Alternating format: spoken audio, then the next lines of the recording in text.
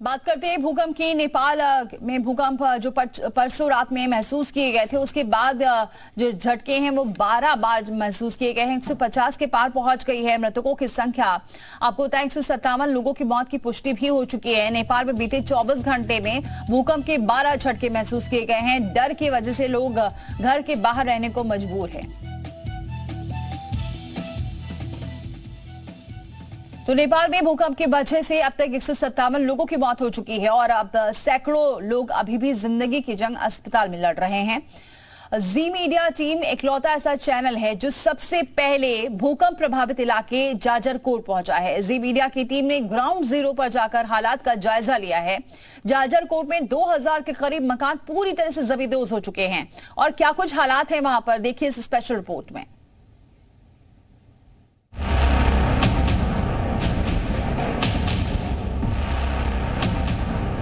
कहीं मलबा बिखरा पड़ा है तो कहीं घायलों का इलाज चल रहा है तो कहीं अपनों की मौत का मातम। तबाही का ये डरावना मंजर नेपाल के उस शहर का है जहां भूकंप के 10 झटकों ने पल भर में 150 से ज्यादा लोगों की जान ले ली।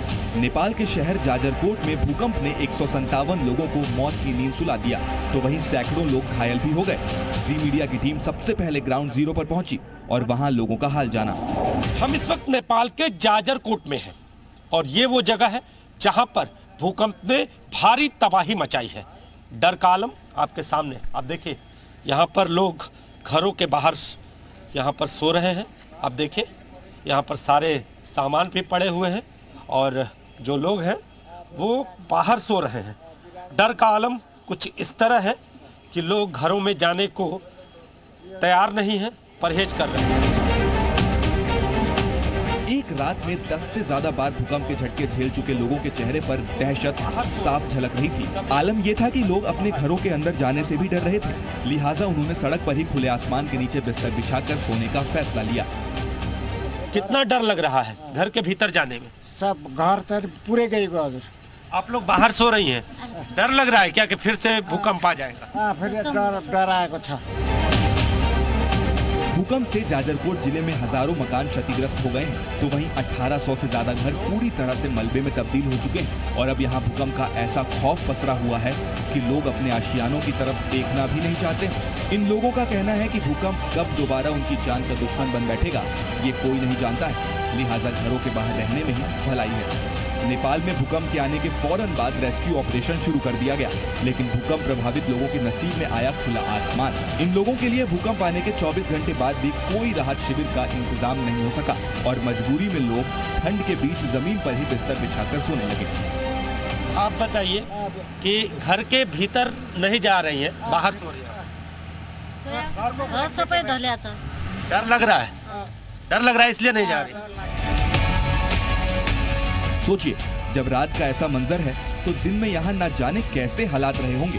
लोगों का कहना है कि जब शुक्रवार रात भूकंप आया था तब वो अपने अपने घरों में सो रहे थे और देखते ही देखते सब कुछ हिलने लगा और एक झटके में उनके आशियाने मलबे में तब्दील हो गए।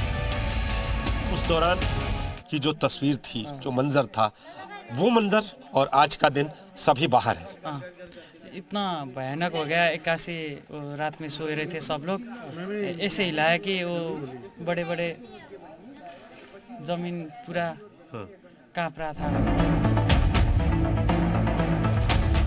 जाहिर है भूकंप का ऐसा डरावना मंजर नेपाल के लोग पहले भी कई दफा देख चुके थे, लेकिन इस बार जैसी तबाही की कल्पना उन्होंने सपने में भी नहीं की थी, क्योंकि इस बार भूकंप रात के वक्त आया था। ज्यादातर लोग अपने अपने घरों में गहरी नींद की आगोश में थे और मौत उन पर भूकंप बनकर टूट गई। लिहाजा अब जब भूकंप के बाद आफ्टर शॉक भी आ रहे हैं तो लोग इसी दहशत में है कि कहीं दोबारा रिक्टर स्केल पर 6.4 तीव्रता वाला भूकंप न आ जाए, लिहाजा घरों के बाहर ही रहा जाए।